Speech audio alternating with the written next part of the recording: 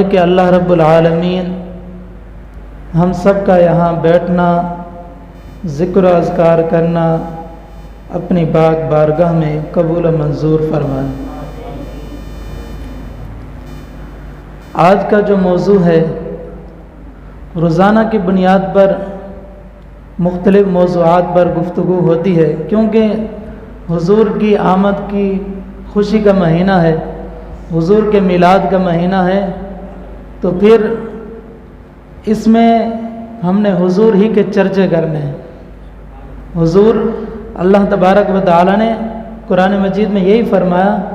وَأَمَّا بِنِعْمَةِ رَبِّكَ فَحَدِّثْ، اب رب کی جو نعمت ہے اس کا خوب خوب چرچا کرو۔ جب اللہ تبارک و تعالی نے سب سے بڑی نعمتوں کی بھی نعمت، جان نعمت وہ اللہ تبارک و تعالی نے عطا کر دی ہے، تو بتائیے پھر ان نعمتوں میں سے سب سے زیادہ چرچا کس کا ہونا چاہیے؟ حضور ہی کا ہونا چاہیے۔ تو حضور کی آمد کا مہینہ ہے، تو مختلف موضوعات پر حضور کی شان بیان کر کے، حضور کے مختلف پہلوؤں پر گفتگو کر کے، یہ حضور نبی کریم صلی اللہ تعالی علیہ وسلم کی میلاد کی خوشی ہے۔ اسی کو حضور کا میلاد منانا کہتے ہیں۔ آج کا جو موضوع ہے وہ حضور نبی کریم صلی اللہ تعالی علیہ وسلم کے اخلاق کریمانہ، حضور نبی کریم صلی اللہ تعالی علیہ وسلم کے اخلاق حسنہ۔ قرآن مجید فرقان حمید کی آیت مبارکہ میں نے پڑھی، 29واں پارہ سورۃ القلم کے اندر اللہ تبارک و تعالی ارشاد فرماتا ہے، وَإِنَّكَ لَعَلَىٰ خُلُقٍ عَظِيمٍ، اے محبوب ہم نے آپ کو خلق عظیم پر فائز کر دیا۔ ایک ہوتا ہے خلق بولتے ہیں، یہ اخلاق کی جمع ہے، خصلت، عادت، ایک اچھی عادت، بری عادت، بولتے ہیں نا یہ بندہ برا ہے، کیا اس کی عادتیں بری ہوتی ہیں تبھی اس کو برا بولا جاتا ہے، یا جس کی صفات، عادتیں اچھی ہوں تو کہا جاتا ہے یار یہ بندہ نیک ہے، یہ بندہ بہت ہی اچھا ہے، طبیعت کا بہت ہی اچھا ہے، گفتگو کرتے ہیں تو بڑی خوشی ہوتی ہے، اچھی گفتگو کرتا ہے، بولتے ہیں نہیں بولتے۔ تو عادت، خصلت، صفات، یہ خلق کا معنی ہے۔ تو اب جو ایک اخلاق، یہ خلق کی جمع ہے، تو خلق بولتے ہیں خصلت اور عادت کو۔ تو اللہ تبارک و تعالی نے فرمایا ہم نے آپ کو اخلاق نہیں دیے، بلکہ اخلاق کا بھی خلق عظیم، بہت بلند مقام عطا فرمایا، خلق عظیم پر فائز فرمایا اللہ تبارک و تعالی نے حضور نبی کریم صلی اللہ تعالی علیہ وسلم۔ اب اگر غور کر لیجئے کہ اگر دنیا میں انسان اور تمام جنات، تمام انسان یہ مل جائیں، اکٹھے ہو جائیں اور دریاؤں اور سمندروں کو روشنائی یا سیاہی یا انک بول دیں، دوات بول لیجئے، یہ بنا دیا جائے، اور روئے زمین پر جتنے بھی درخت ہیں انہیں قلم بنا دیے جائیں، اور حضور نبی کریم صلی اللہ تعالی علیہ وسلم کی صفات، آپ کے اخلاق، آپ کی شان، آپ کی عظمت، تمام جنات، تمام انسان مل کر اور روئے زمین میں جتنے دریا ہیں، سمندروں کو اکٹھا کر کے سیاہی بنا دیا جائے اور لکھنا شروع کر دیں، تو انسان ختم ہو جائیں، انسان مٹ جائیں، جنات ختم ہو جائیں، وہ سیاہی، وہ روشنائی، وہ قلم، وہ سب کچھ ختم ہو جائے، لیکن میرے حضور کی شان پھر بھی اتنی عظمت، اتنی رفعت و اعلیٰ ہے کہ سب کچھ ختم ہو جانے کے بعد بھی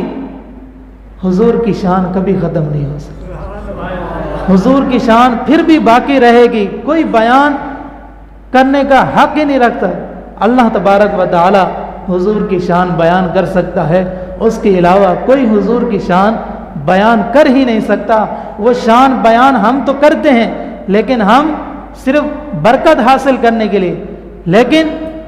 جو حضور کی لامحدود شان ہے اس کو مکمل طور پر کوئی بھی بیان نہیں کر سکتا۔ یہ ہے حضور کی شان اور عظمت۔ اب حضرت ام المؤمنین حضرت عائشہ طیبہ طاہرہ جو ہم مومنوں کی ماں ہیں، کیا ہیں؟ یہ ایسے مزہ نہیں آئے گا، آپ بولیں گے۔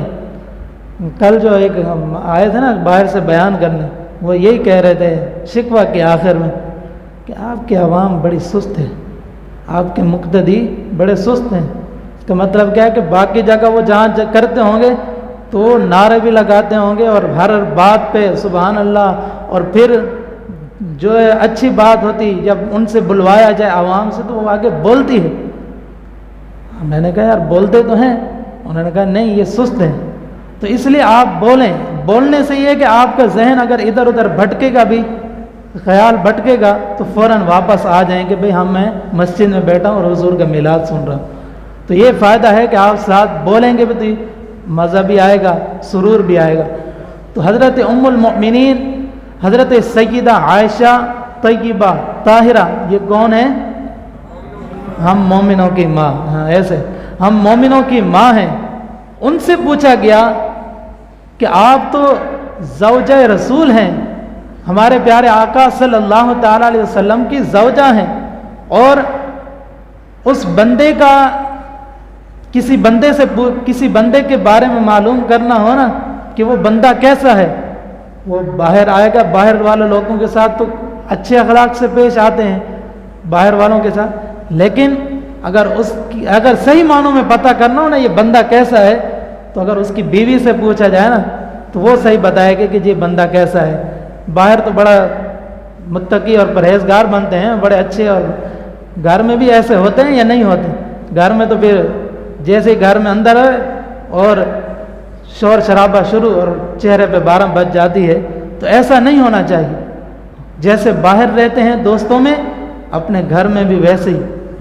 اچھے اخلاق کے ساتھ اپنے گھر والوں کے ساتھ حسن اخلاق سے پیش آنا چاہیے۔ تو اس لیے صحابہ کرام نے ام المؤمنین سے پوچھا کہ اے ام المؤمنین، حضور نبی کریم صلی اللہ تعالیٰ علیہ وسلم کے اخلاق کیا ہیں؟ تو حضرت عائشہ طیبہ طاہرہ رضی اللہ تعالیٰ عنہ نے پتہ ہے کیا جواب دیا؟ آپ نے فرمایا کان خلقہ القرآن، یعنی حضور نبی کریم صلی اللہ تعالیٰ علیہ وسلم کے اخلاق قرآن ہے، یعنی جو قرآن کو پڑھتے ہو، جو کچھ قرآن میں ہے وہ حضور ہیں، اور حضور کو دیکھو تو ہم قرآن کو دیکھتے ہیں، جو حضور کو دیکھتے ہیں تو لگتا ہے یہ قرآن ہے، اور قرآن کو دیکھتے ہیں تو لگتا ہے یہ حضور ہے۔ یعنی قرآن کے اندر جو صفات، جو اخلاق کے جتنے بھی بیان کیے گئے ہیں وہ پورا کا پورا حضور نبی کریم صلی اللہ تعالیٰ علیہ وسلم۔ یہ ہے آپ کی عظمت اور شان،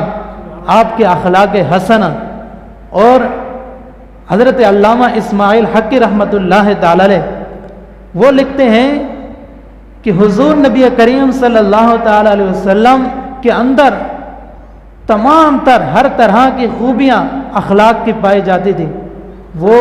جسمانی ظاہری خوبیاں ہوں یا اندرونی روحانی اور باطنی خوبیاں ہوں۔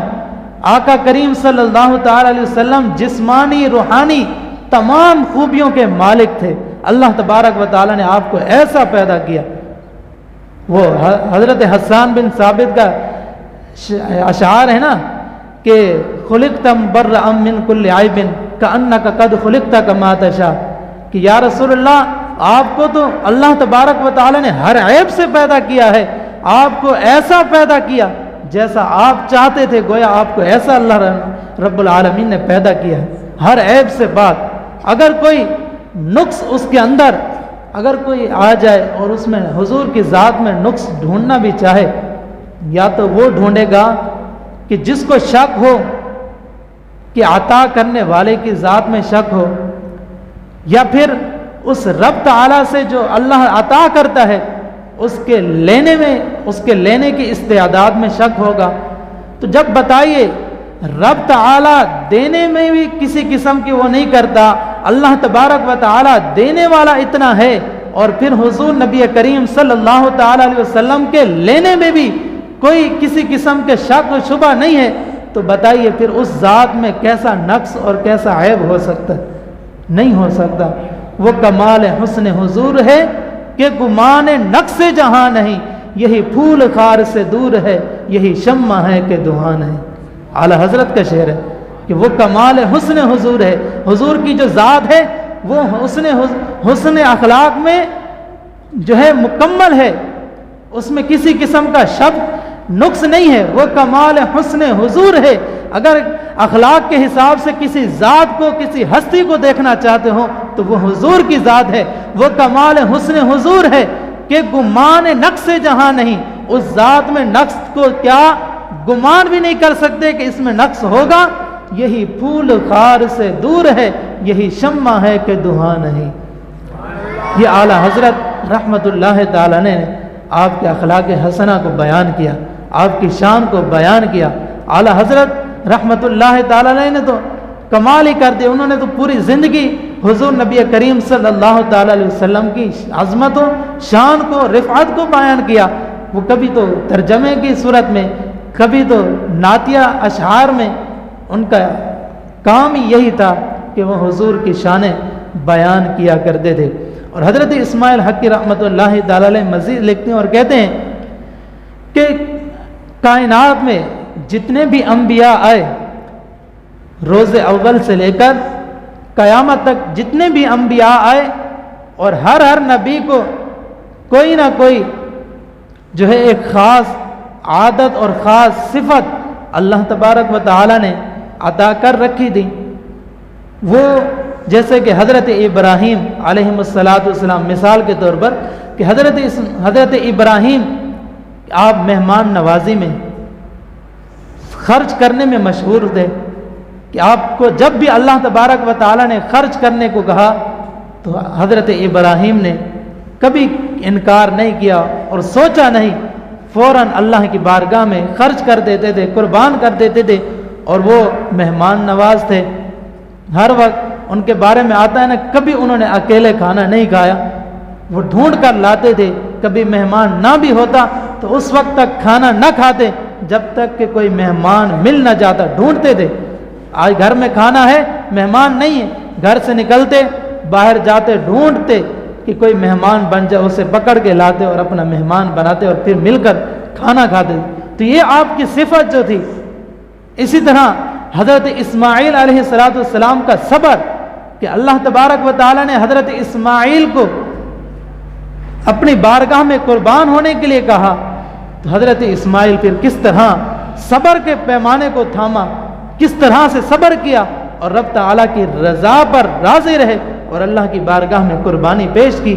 تو اسی طرح حضرت موسیٰ، حضرت عیسیٰ، حضرت داؤد، حضرت سلیمان، حضرت عیسیٰ، تمام انبیاء کی جو خصلتیں ہوا کرتی تھیں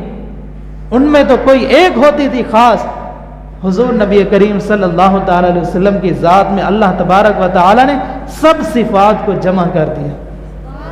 تمام صفات کو جمع کر دیا۔